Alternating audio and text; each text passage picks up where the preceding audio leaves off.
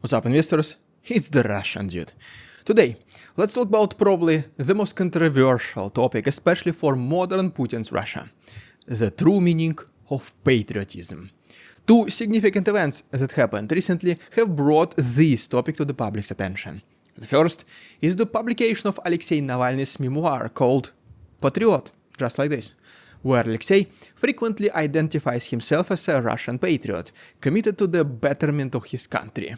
The second event is a controversial statement by the governor of Primorye, Oleg Kozhemyako, who suggests that personal sacrifice, even death, is justified by the material benefits it brings to one's family, framing this exchange as an act of, well, you guessed it, patriotism.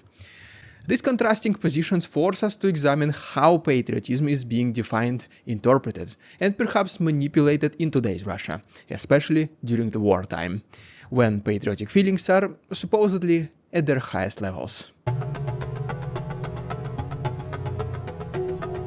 By choosing the title Patriot, Navalny asserts his deep-rooted love for Russia, challenging the narrative that dissent equals disloyalty. Protesting against the government does not mean that you don't love your country. Protesting means that you, along with thousands others, do not like the decisions of the government, which makes your life worse. And under normal circumstances, the governments should listen to the people, because people give them an unambiguous hint what can be done to make things better. After all, isn't it the purpose of the government to serve people and make lives easier? Throughout his memoir, Navalny emphasizes that true patriotism involves holding one's government accountable, fighting corruption, and striving for a more just and transparent society. Navalny's definition aligns with a tradition of patriotic thought that values critical engagement over blind loyalty. After all, we can all clearly see what is the result of the government which surrounds itself with yes-sayers and people-pleasers. Such government grows more delusional as days pass. There are no immediate problems to solve, everything is perfect. At least this is what their subordinates tell them. This perspective invites us to reflect on the historical context of patriotism in Russia. Figures who have challenged the status quo in pursuit of national betterment have often been labeled as traitors or foreign agents. Navalny's embrace of patriotism seeks to reverse this narrative, positioning critique and activism as the highest forms of national service. The people are not getting paid to protest on the streets and spend their time and energy to help the government do a better job, yet they still do it. Navalny's personal sacrifices, including imprisonment and ultimate death, emphasizes his commitment to these ideals. He is not the one to just say those things and do nothing. He was literally killed for his ideas of a better future for Russia. He died for Russia, not for Putin. That is the biggest difference between patriots and z-patriots. For the latter, only dying for Putin serves as the ultimate sacrifice of a real patriot. Navalny's vision resonates with a growing segment of the population, particularly the younger generation, who are increasingly frustrated with systemic corruption and lack of different political forces. Some of them were born under Putin and had no other president than him. Navalny's team, use of social media and modern communication channels, has initiated the discussions among his supporters and brought issues of governance and accountability to light. By framing his opposition activities as acts of patriotism, Navalny challenges citizens to reconsider their own definitions of loyalty and national pride. In contrast to Navalny's conceptualization, Governor Kozhemyako's statement offers a different interpretation of patriotism, one that equates personal sacrifice with material compensation. He stated, "Every child should realize that even though their father has done a heroic act and died, well, it doesn't happen, so thanks to this heroism they are alive and have an apartment." This is what should fuel the children's patriotism. This was a literal translated quote from this person. This assertion implies that the loss of a family member is mitigated by the tangible benefits received, framing such exchanges as patriotic acts. In case you did not get it, kids should be happy that their fathers died, because now they can have a new apartment and that they should feel patriotic about it, not sad because some insignificant family member passed away. Like, so what does... Let's not even talk about that most families, more than 95%, I would say, never even receive these promised apartments.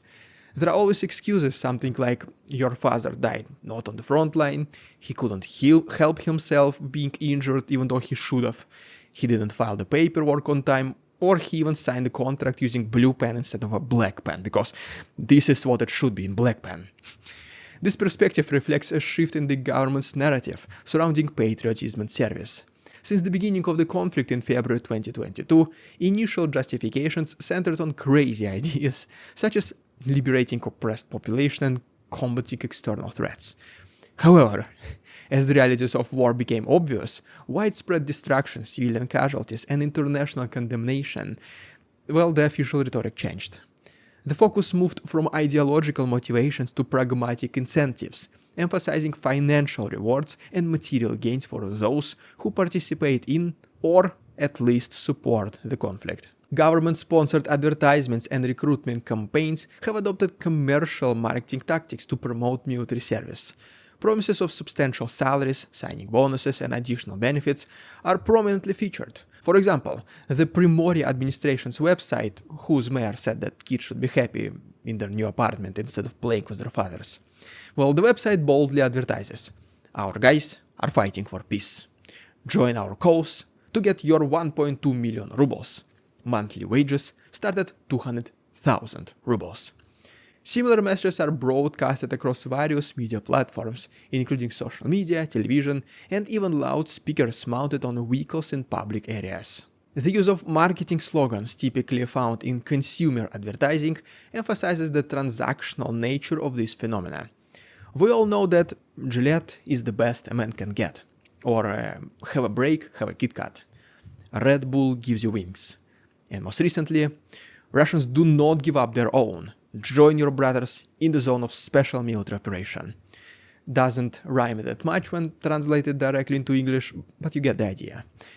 By framing military service as a lucrative opportunity, the state appeals to economic needs and desires, potentially overshadowing the gravity and risks associated with armed conflict. Which was a relatively effective idea at first, since the people of Russia got robbed by their own government so much that the promise of such huge, life-changing amount of money really did motivate some hopeless men to exchange their lives for cash. The government's redefinition of patriotism has evoked a spectrum of responses from the public. Many citizens experience cognitive dissonance when confronted with aggressive recruitment strategies that prioritize material gain over moral considerations. It has resulted in various forms of passive and active resistance. On a personal level, individuals are increasingly ignoring state-sponsored messaging. The saturation of public spaces with recruitment ads has led to a mental and emotional disengagement. People navigate daily lives by consciously ignoring the pervasive calls to service, a silent protest against the state's narrative. More open forms of dissent have emerged as well. The mobilization efforts of September 2022 prompted a significant exodus, with hundreds of thousands choosing to leave the country rather than be conscripted. Families of mobilized recruits, particularly spouses and mothers, have become vocal advocates for their loved ones. Organizing protests, petitioning authorities, and utilizing social media platforms, they challenge the narrative that financial compensation justifies the potential loss of life. As it never should. Even $20,000 in Russia might seem significant, but it will not be enough to do, major home repairs or buy a good car. Maybe just a brand new Lada. And if you spend it on essentials, the money will still run out in 2 to 3 years. Is this the cost of losing a 30-year-old healthy husband who could have earned the very same amount in the same 2-3 years working in a simple factory? It does not look like a good exchange to me. The government's reaction to this resistance has been increasingly repressive. Initially, state media wanted to discredit protesters through propaganda, labeling them as unpatriotic or influenced by foreign entities, saying things like, "Oh, you don't want your husband to die in Ukraine? Well, that's definitely something what a person who got paid by Ukrainians would say. No woman in her right mind would take away the glory of the sacrifice from her husband. Legal actions have been taken against activists, signaling a harsher stance on domestic opposition. Women leading protests have faced court hearings, fines, and intimidation, highlighting a troubling erosion of civil liberties. Constantly contradicting Russian propaganda can be summarized as following. You don't want to fight in Ukraine? You're a coward and you should be ashamed. Your father died in Ukraine? Well, you should thank Putin for the 10% probability you might get an apartment. Stop being such a spoiled little brat. You want your beloved husband to be brought back from Ukraine? Americans pay you to say this. Now you go to jail for discrediting the Russian army. Is anyone still surprised why Russians are tired of all of this as well? The government's approach challenges traditional notions of morality, family, and the sanctity of life. By promoting a transactional view of patriotism, where personal loss is offset by material gain, the state risks eroding the very fabric of community and trust that holds society together. If patriotism becomes synonym with personal sacrifice for monetary compensation, what does this mean for national identity and cohesion?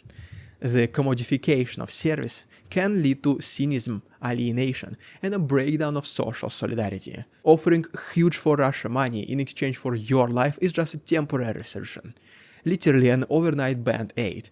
And even this option does not longer work in favor of the regime. Paying more money does not attract new people.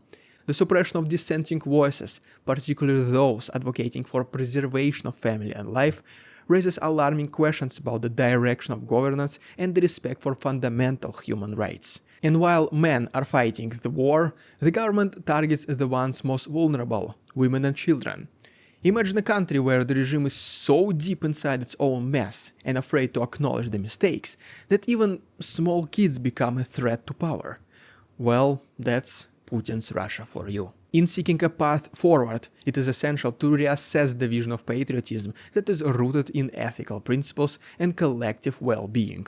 This involves promoting open dialogue, protecting civil liberties, and prioritizing the intrinsic value of human life over material considerations.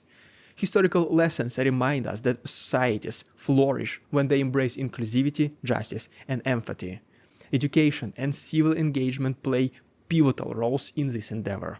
Encouraging critical thinking, fostering community initiatives, and supporting independent media can help rebuild a shared understanding of patriotism that unites rather than divides. And ultimately, I want to refer to Navalny once again. In his documentary that won the Oscars, the very last message he said was that the worst thing that can happen is to let the regime win. Navalny asked the people of Russia that if he is killed, do not give up, because this is the primary goal of the regime of Putin, to make people indifferent to their very own future, and that the only thing necessary for the triumph of evil is for good men to do nothing. Well, there you have it, guys. For more videos like this, please subscribe to my channel. For additional content, you can use the links down below. Thanks so much for watching. See you tomorrow.